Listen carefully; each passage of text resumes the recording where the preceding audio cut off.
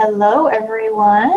Welcome to our webinar tonight. I am Callie Dunn, the Membership Officer for the Early Career Neuropsychologist Committee within the American Psychological Association Division 40, also known as the Society for Clinical Neuropsychology. I am glad you've joined us today. We are going to be talking today about licensure and credentialing, kind of navigating that path toward independence as a psychologist.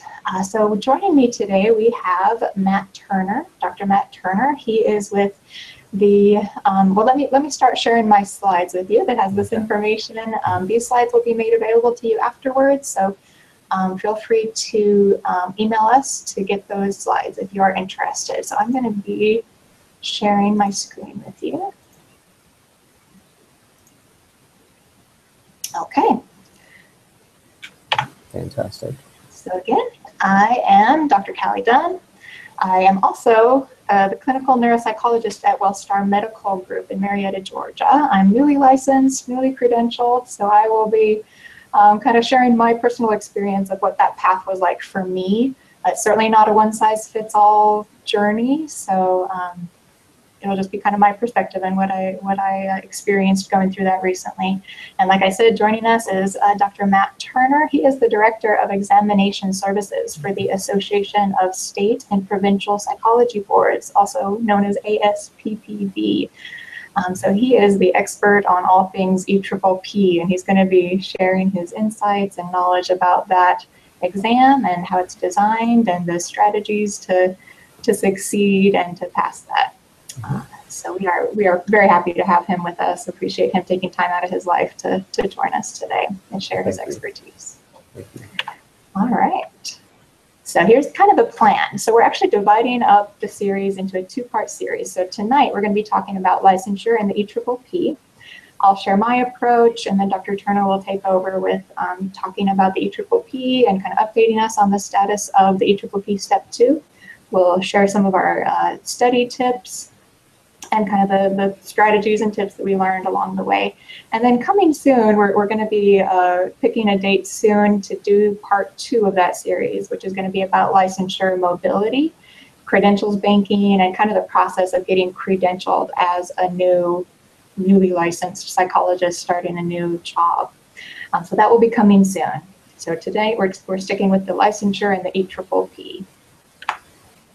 So let me talk a little bit about what licensure, what does licensure take? What's involved in it? What are the steps? So the requirements really do vary by state. There's some standardization in that every state and jurisdiction requires the EPPP. And they also usually require some sort of jurisprudence exam and or an oral exam. So it kind of varies by state. There's some places that you can look to try to figure out what the states that you're interested in, what their process looks like. So probably the best, most reliable information is going to come from the specific state board's website. So just doing a good Google search of what that state's website, and they'll be able to describe their requirements and the forms that they need. Also, a great resource to be able to compare across jurisdictions is the ASPPB's Handbook on Licensing and Certification Requirements, which I recently learned is being updated. Is that correct, Dr. Turner? Right. It's a handy place to get information on all the states or provinces, Canadian provinces, but right now it's down. So hopefully that'll be updated and running soon. Yeah, I think that's a great resource. I appreciate ASPPB taking the time to put that together for all of us going through the process. So another place to look as far as knowing what the requirements are for each state is something that we are just introducing. So this is the ECNPC Mentorship Network.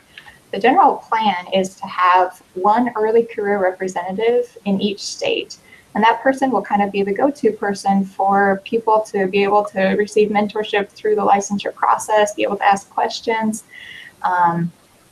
So we're just getting that started. So we would really like to know if any of you are interested in serving as that representative for your state. If you are, please send us an email at ecnpc.scn@gmail.com. We would love to hear from you, and we're just getting that mentorship network started. So please let us know, and we'll try to start matching mentors with people who have those mentorship needs.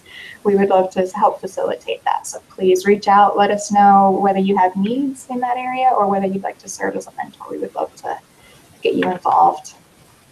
So again, like I said before, this timeline and the whole process is really not one size fits all. So I'm just going to be sharing my timeline, my experience going through this. So I finished internship in June of 2015. I gave myself a couple of weeks to take a breather, and then I actually started studying for the EPPP fairly quickly after I finished internship. A few months later, in August of 2015, I had just started fellowship. I applied to Texas, where I was completing my fellowship, to be able to sit for the EPPP. In November of 2015, I passed the EPPP. Yay! I conquered that step. It's a big step. I was very pleased with it. December of 2015 through January of 2017, I was just, being awesome, just doing your trainee thing, being a fellow. Life events were happening, and I was just busy and happy. So then in January of 2017, I accepted a job offer. In February of 2017, I now knew that I needed to apply for licensure in Georgia because that's where I had gotten my job, and I began the credentialing process through communicating with the HR department at my new job, and I'm kind of working on that paperwork on my side of things. So then in April 2017, I had gotten approval to sit for the jurisprudence exam in Georgia and had passed that. In June of 2017, I passed the oral exam, which was an in-person exam in Georgia, and I had officially become licensed in Georgia. In August of 2017, I finished credentialing for my side of things, at least. They had all the information they need. Credentialing can sometimes linger and take quite a long process. There's a lot of nuts and bolts and a lot of moving parts involved. And then in September of 2017, I started my new job. So that's what the timeline looked for me. There's several things to consider as you're thinking about what that timeline might look like for you. So one thing is that the data says, and Dr. Turner will talk about this later in the presentation, the data says that taking the EPPP within 2 years of your graduation yields the highest pass rate. As you let time pass by, a lot of that information kind of gets forgotten, and it becomes harder to really have that knowledge easily accessed for you. And so it really is best to do it sooner rather than later. But another consideration is kind of to take a look at what your workload looks like, what your life looks like. Some programs that you may be coming from as a graduate student have already built in the EPPP as part of your comprehensive exam. So maybe it's not even a consideration for you. You've already done that in the past. You might take a look at how your workload is on your fellowship. Is the first year a little more laid back, or is the second year a little more relaxed, where you would have the time that you need to dedicate to the studying process?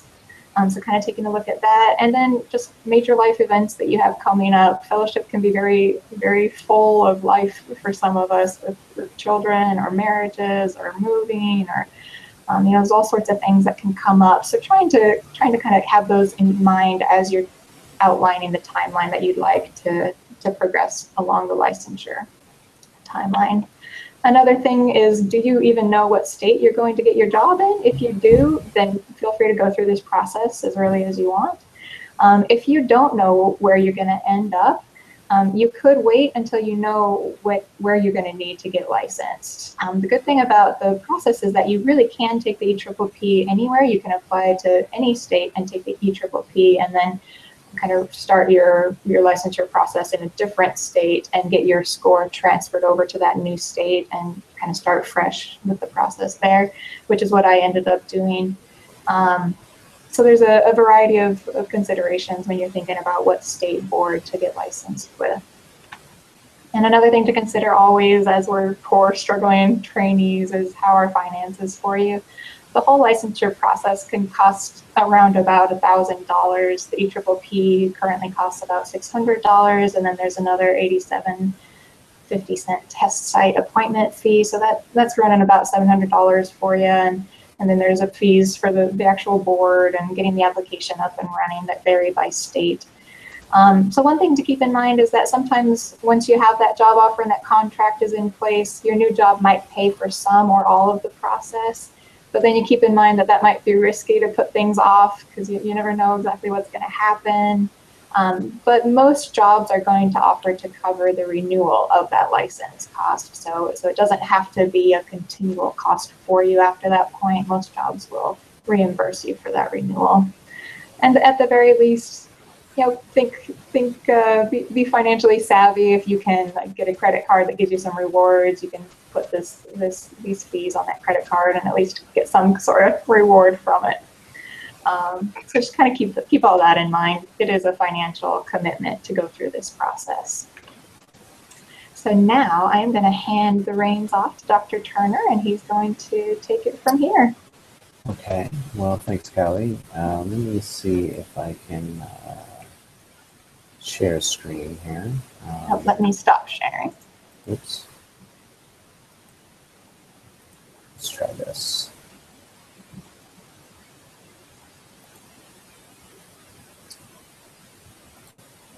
Let me try that one more time.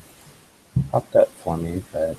And just while you're getting that set up, I want to let people know that if you do have any questions as we're going through this presentation, feel free to comment on the YouTube video. I'll kind of monitor that, and as we have time, if we have time at the end, we'll be able to answer any questions that pop up there in the comment section. So feel free to chime in when you have any questions. Okay, let me get to where you are here, and here we go. Can you see that all right? Yes. Okay. All right, well, real quickly, Callie, if there are questions, I missed that part. Is there any way that we can see questions as they're coming through? So I will monitor them and I will type them out for you in the chat function. That way you can see them also. Okay, let me see here. One quick, I was trying to see how I can see the chat from here, and it's not coming up, but just shout out to me if you can. Okay, but, will do. Yep. So thanks everyone for attending. As you know, you may or may not know what the EPPP is, but most likely you do. It is the knowledge exam that is required by all the licensing boards in the US and Canada. It's intended to be a measure of broad, general, foundational knowledge for all psychologists. And so one of the biggest complaints that I hear about the EPPP is that it's not specific to what the psychologist does. And it is not a skills exam. We'll talk a little bit more about that in the EPPP too a little bit later. But it is a broad, general knowledge exam. And it is based on what we call a job task analysis. And essentially what a job task analysis is a large-scale survey that's sent out to licensed psychologists where it asks, what are the knowledge, foundational pieces of knowledge that are required to be an entry-level psychologist? And that's how the test specifications are built. So it is related to what we all do, and I can remember taking the EPPP, and I found it to be difficult at the time. But I think what's difficult about it is that it's a very general exam, and we all have our specialty areas, whether it's neuropsychology or school psychology or counseling psychology. And the further away we get from school, the more we start to specialize in those areas. And I think that's part of the reason that sometimes it feels a little overwhelming. The pass point on the EPPP is a standard score of 500. The scores range from standard score of 200 to 800, and they're all statistically equated. So there's several forms of the exam.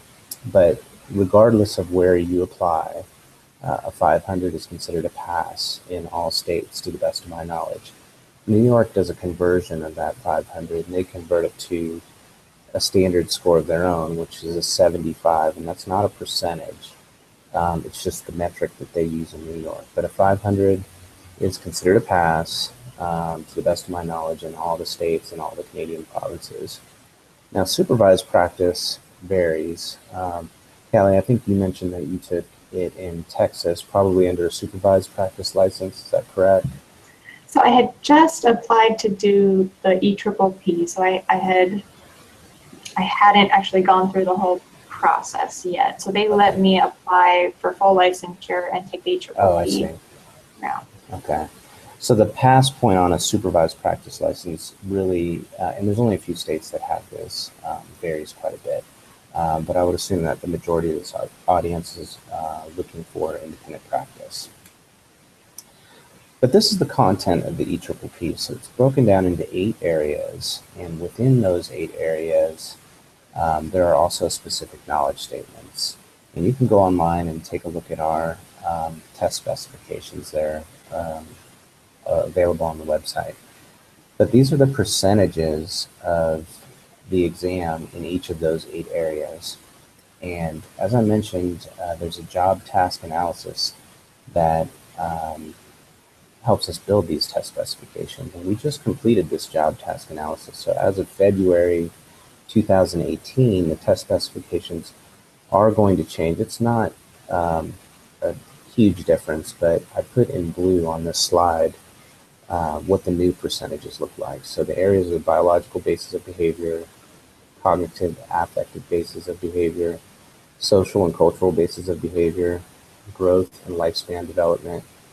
And that covers throughout the lifespan. So that a lot of times people think that is child psychology, but it's also older adults. So development across the lifespan. And Dr. Turner, sorry to interrupt, but it looks like your slides aren't advancing for us. Okay. Let's see here. Where am I on? Let's see.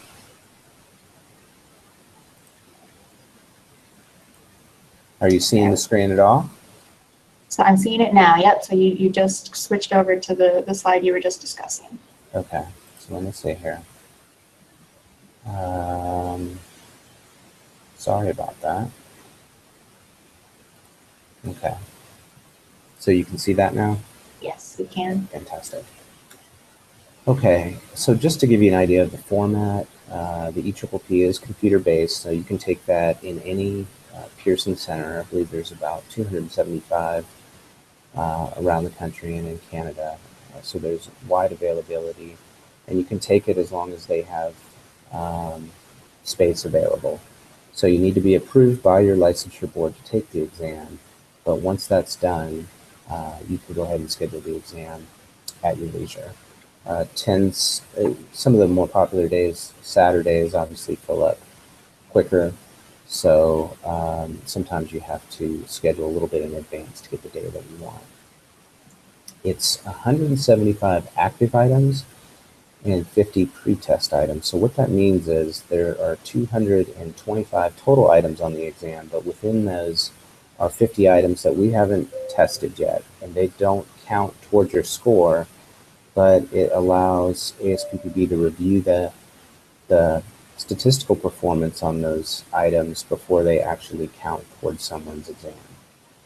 So there's 225 items, 175 that will count towards your score. Now, each of the questions corresponds to one of the knowledge statements on the test specifications. And I mention that because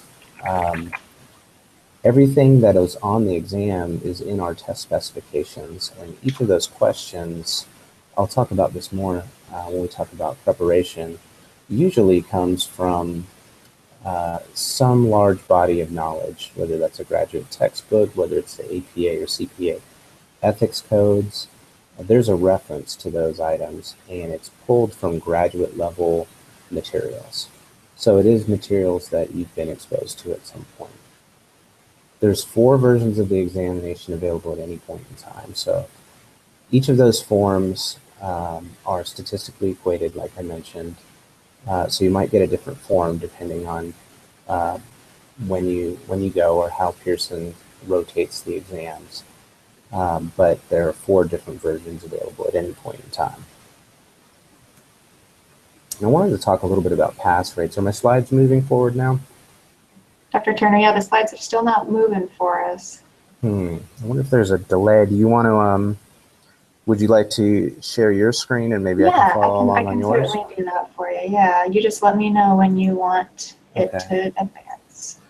So let me, all right, there you go.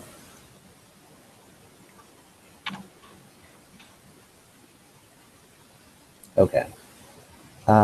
So I wanted to talk about pass rates, and these are first-time test takers.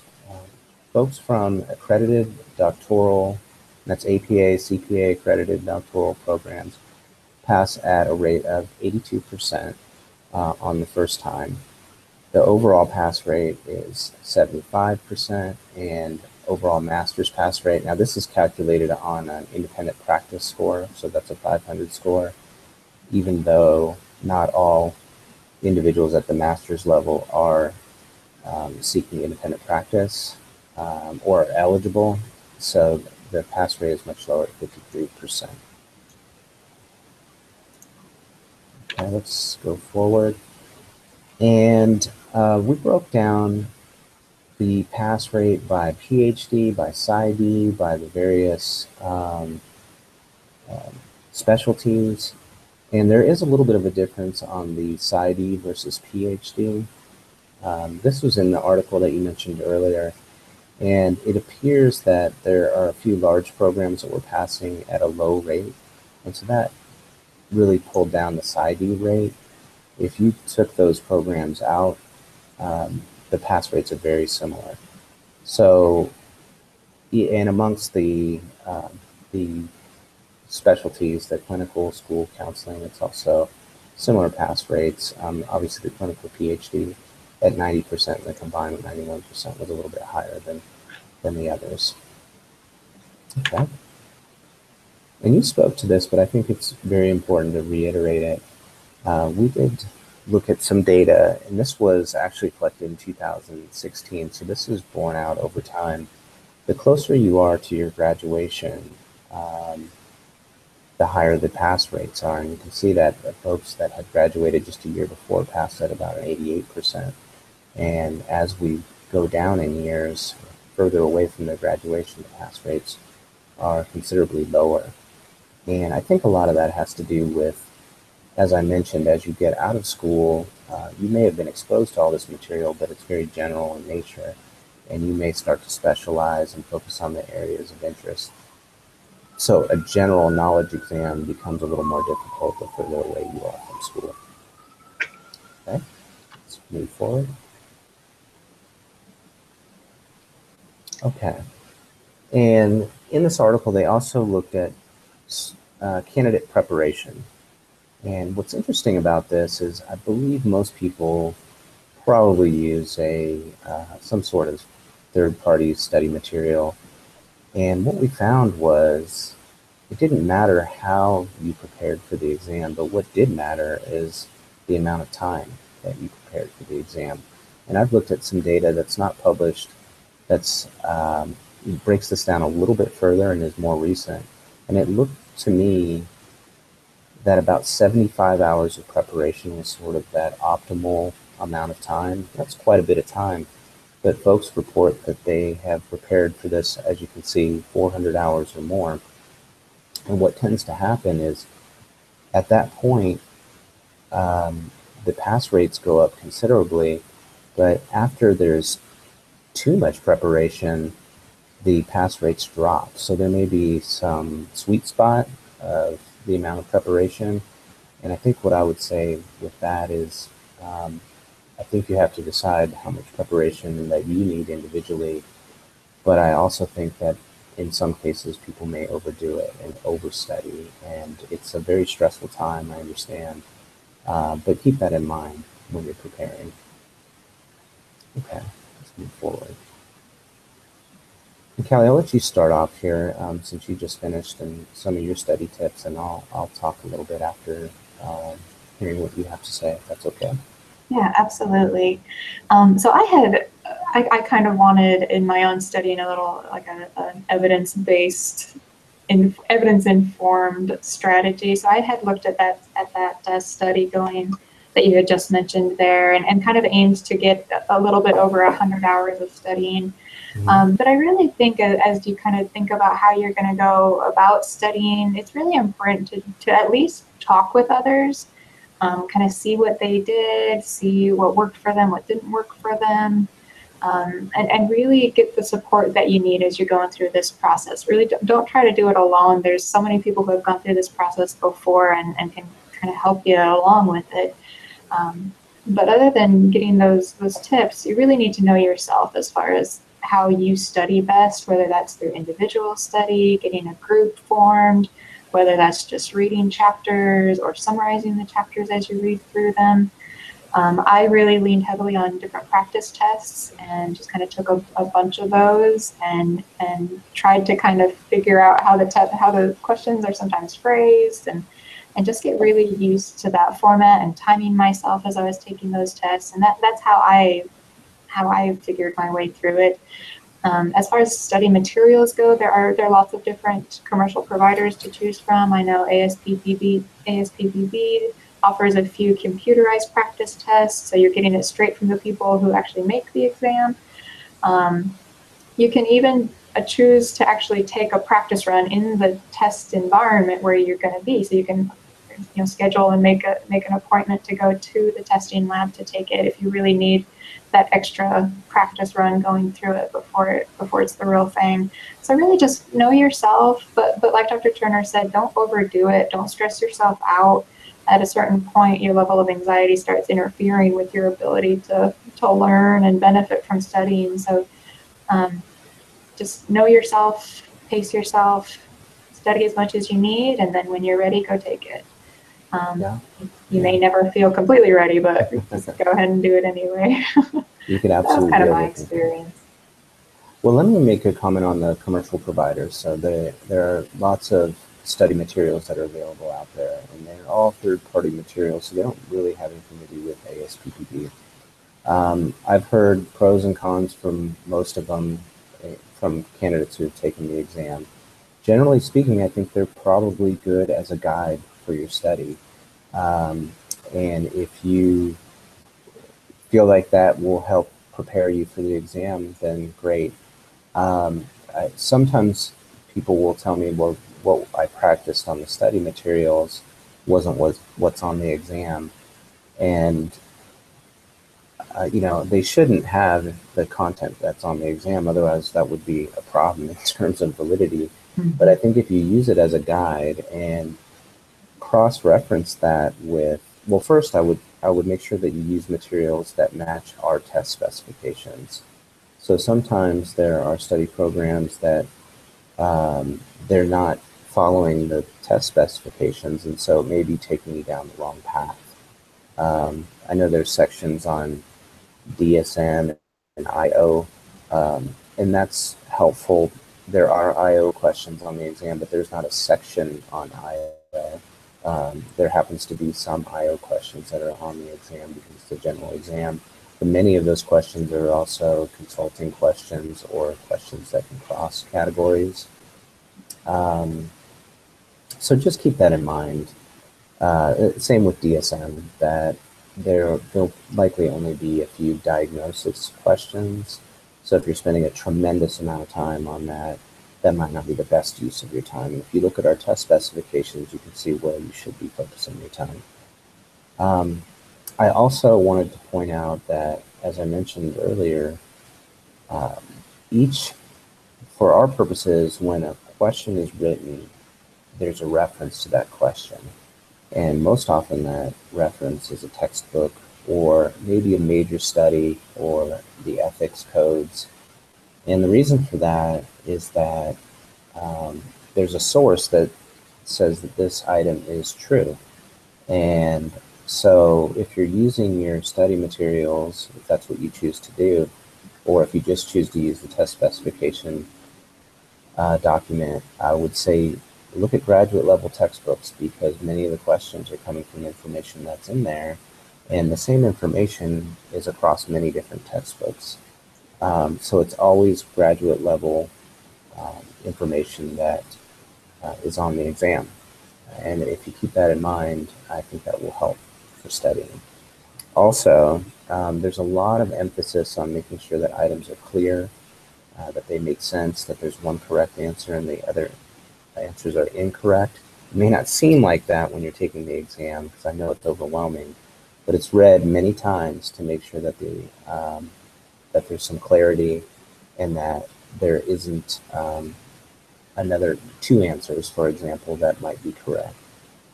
So sometimes I talk with candidates and they'll tell me that they're having a hard time on the exam because they overthink it or they want to know if this is a trick question. You may need to know several concepts to answer some of the questions, but there's no intent on tricking a candidate. So I just wanted to point that out, and I think that might help if you're anxious about studying. Mm-hmm. Yeah, that's a really great point. Okay. And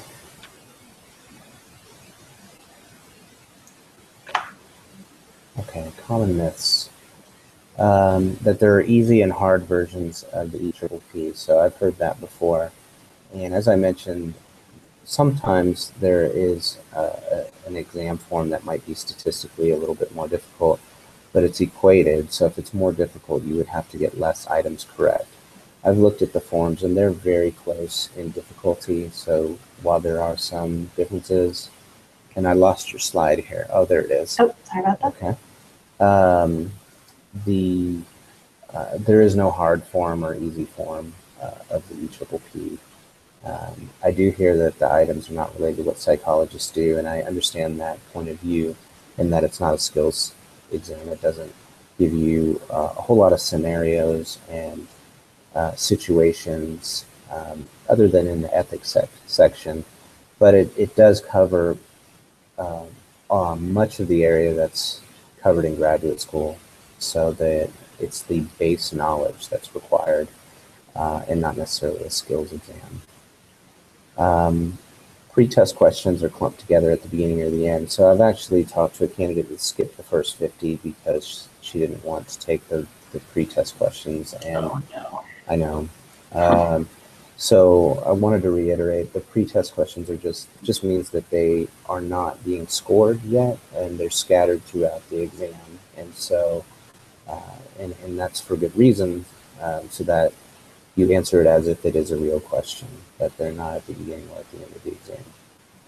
That the majority of candidates fail. I talked a little bit about pass rate data, and like I said, 82% for doctoral candidates from accredited programs. Non-accredited programs are pass at a much lower rate. And you can take a look at the doctoral program and see how your program bears out. There's many programs that have extremely high pass rates, and I've looked at retake pass rates, and the pass rate is really quite high. Most people pass it on the second attempt if they didn't get if they're not one of the 82%. There's also a myth and realities brochure on the website, so you can take a look at that, and it might, if you have some anxiety about it, it might be helpful. Let's take a look at the next slide.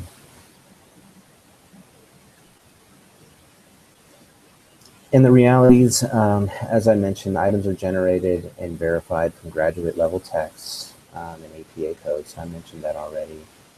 They're reviewed many times for correct and that all the other options are incorrect for clarity, and that it statistically works. So for example, sometimes even with all those reviews, we miss, the subject matter expert misses that there's some new research that would suggest one of the incorrect answers is actually correct, or also correct, or maybe correct. And what happens in the statistics is we see that high-scoring candidates start picking the incorrect answer. And when we look at that, it red flags for us, and we can determine whether or not that is in fact a poor question. And so there's a lot of safeguards in each of the items to make sure that it's fair and representative for you as the candidate. And the content's based on the knowledge that psychologists report is important to know via that job task analysis. And let's slide to the next slide, Callie. As I mentioned, we just finished a large-scale survey, and what I thought was interesting is we do a pass point or a standard setting study. So where do folks think the pass point should be? And we bring in folks that are early career folks just like you and have them look at a form of the exam, and they rate it and give us some rationale for whether or not each question should be answered by somebody at the entry level. And I like this process because it brings in folks that are at that point of licensure, and they give us the an estimate of where they think the pass point should be. And we look at that based on statistics as well and see how that correlates with our pass rates. And ultimately the board decides based on their recommendation. But I wanted you to know that it's folks that are right at your level of training that are making these decisions. Mm-hmm. So let's move forward. Okay. So like I said, most people pass the EPPP, the knowledge exam. This is from another slide, but accredited programs and internships have higher pass rates. The EPPP2 will be a skills exam. We haven't really talked about that, and I'll talk about that in just a moment. But both parts of the EPPP are based on national samples of what psychologists should know.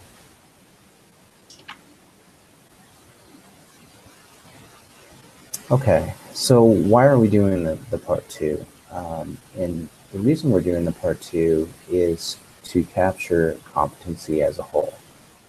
So competency is integrating the use of knowledge, skills, attitudes, and values necessary to ensure the protection of the public in the professional practice of psychology. So what the EPPP does very well is measure that general base knowledge, core knowledge that's required, but that's just one piece of competency. What licensure boards have often and have asked us to do for quite some time is they've had a hard time measuring someone's skills, and they've relied on supervisor ratings to determine that someone is competent. And sometimes they do oral exams to assess that. And the supervisor ratings are, there was some research done on that, and they're often, this person is in the top 10%. Well, if everybody's in the top 10%, where are the other 90%? So they're often glowing. And so licensure boards have had a hard time determining what is the competent in terms of skills candidate. And so this was a process by which we've come up to assess some of those core skills that all psychologists should know, and give you both that knowledge piece as well as that skills piece.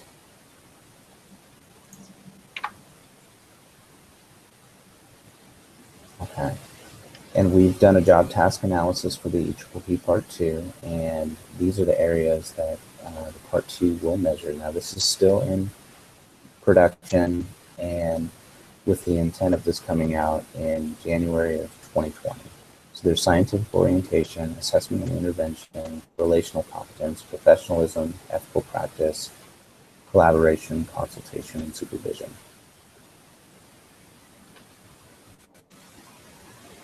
So we talked about what the EPPP Part 1 is. The EPPP Part 2 will be the skills-based exam. It will be computer-based. The number of items are yet to be determined, but the time will likely be the same, 4 hours and 15 minutes.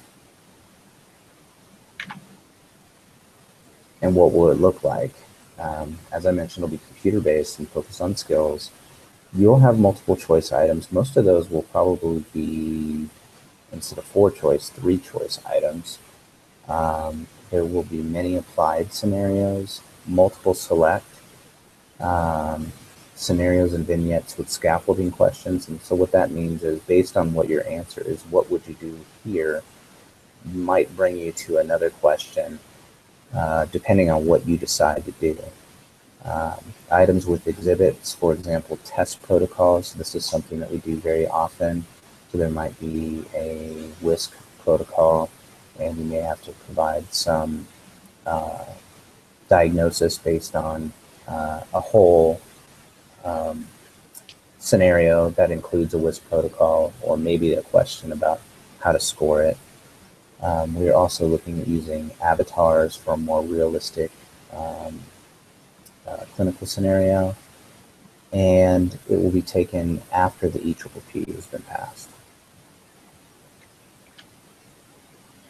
I pulled this, these questions haven't been finalized or, but the idea was to give you an idea of what will this look like.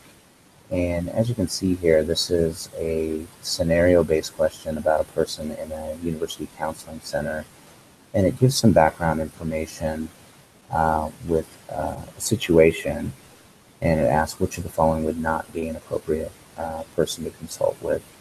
And as you can see, there's 3 answers there, so that's a 3 question or 3-item multiple choice question based on what would be a real scenario.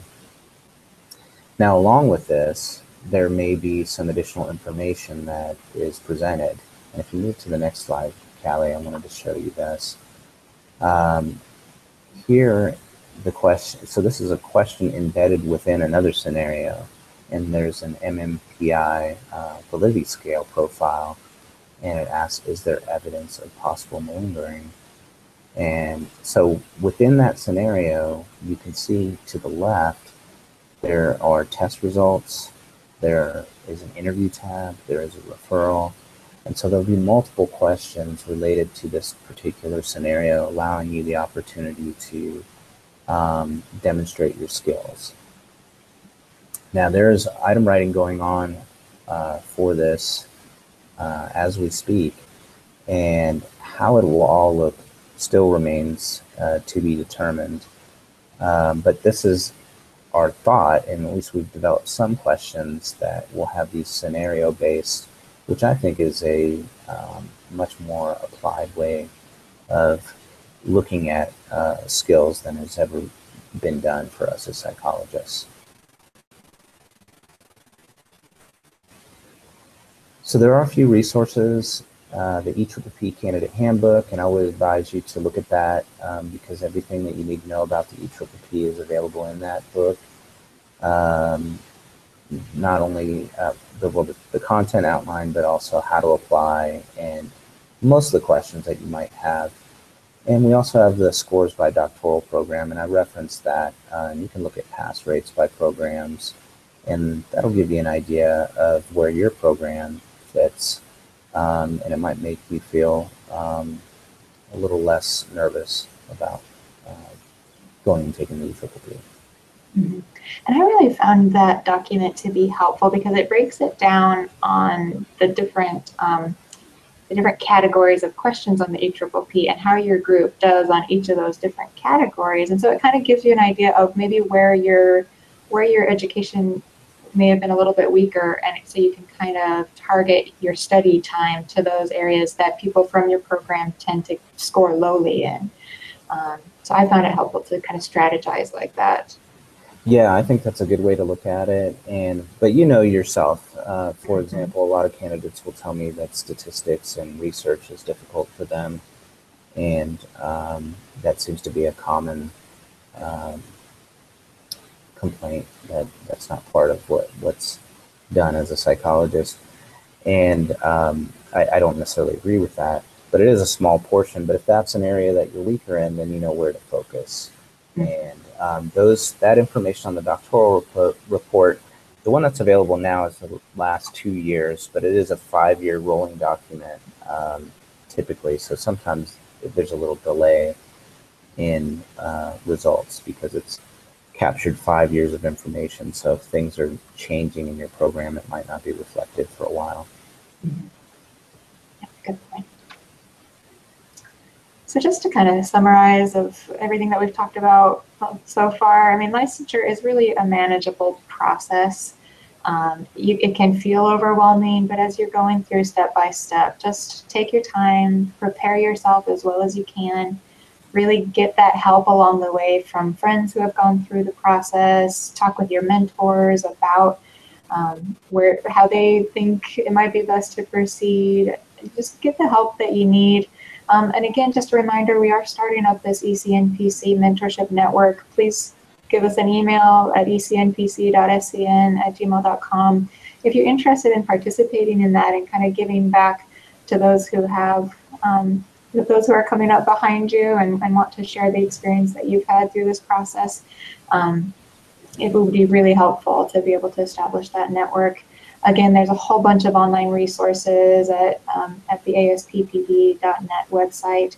It's a great jumping off point to explore things and really kind of get your feet wet in the whole process.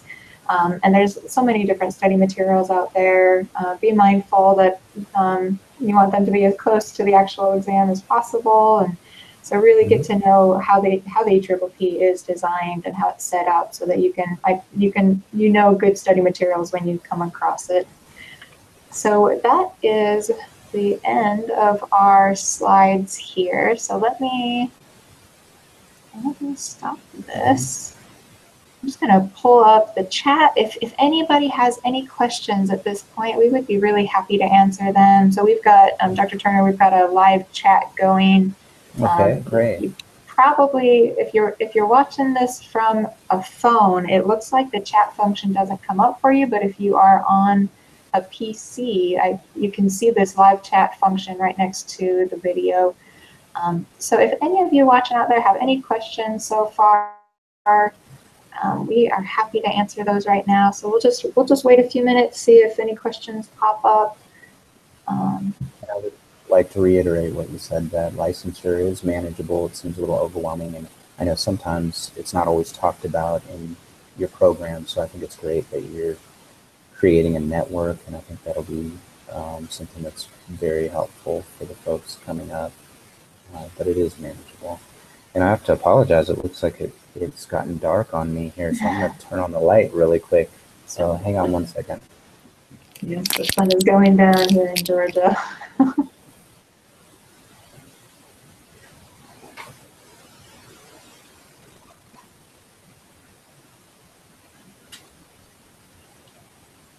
Yeah, so again, if any of you have any questions, and if you can't think of questions right now, that's fine. Feel free to email them to the Gmail, the ecnpc.scn@gmail.com. We're happy to answer them behind the scenes also. It's a tough process, it's complicated, but there are people here, including us on the committee and in our division, that are happy to help along the way.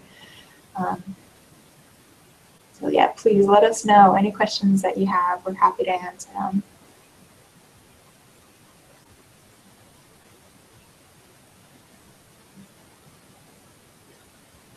Yep.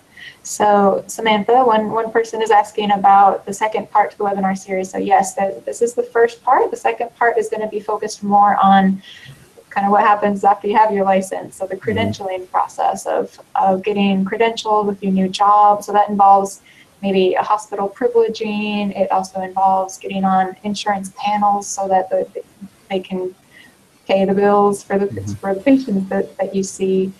So the date is not determined yet. We're kind of looking at our calendars and coordinating things. So again, that'll be me talking about my experience, and then we'll have Taja Slaughter, who's also from ASPPB and who's an expert in the licensure portability and the credentials banking services that ASPPB offers.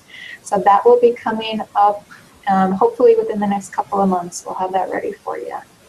And just to send a plug for that, Taja works in the mobility area of ASPPB, and that really goes along the category of things I wish I knew before I got licensed, because the credentials banking is extremely helpful, and it's free to early career and students. And having that information, we're an increasingly mobile society, so having that information available in one location and doing it once is a whole lot easier if you move from state to state. So I hope the folks that are watching will listen to what Taja has to say, because like I said, those are things I didn't know when I got licensed, and I wish I did. Agreed. Absolutely. I'm looking forward to learning along the way. I sure don't know all the information that she's going to be presenting, so I'm excited for it myself. Okay.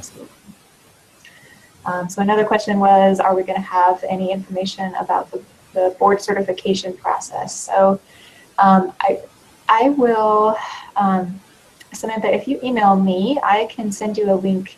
I can't remember who did it. There has been a presentation about it. I'm sure you could search for it on YouTube and find it.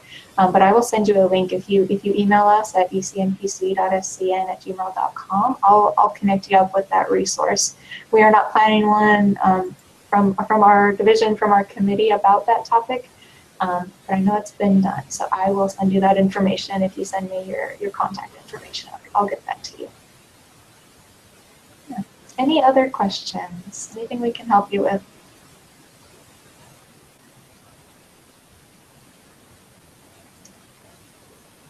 All right, so if there are no other questions, we will go ahead and let you have your night. And we really appreciate you joining us, Dr. Turner. Thank you for that information. It was really great to have it come from kind of an insider's perspective on somebody who's designed the test itself. And Sure. I appreciate that information. Thanks so much for having me. I really appreciate the forum. And if anyone has any questions, they're welcome to shoot me an email. But wish everyone the best, and not just with EPPP, but licensure in their careers. Wonderful. Thank you so much. Okay. Thank you for joining us, and please let me know if you have any questions along the way. Thank you. Best of luck to you. All right. Thank you. Bye, Dr. Turner.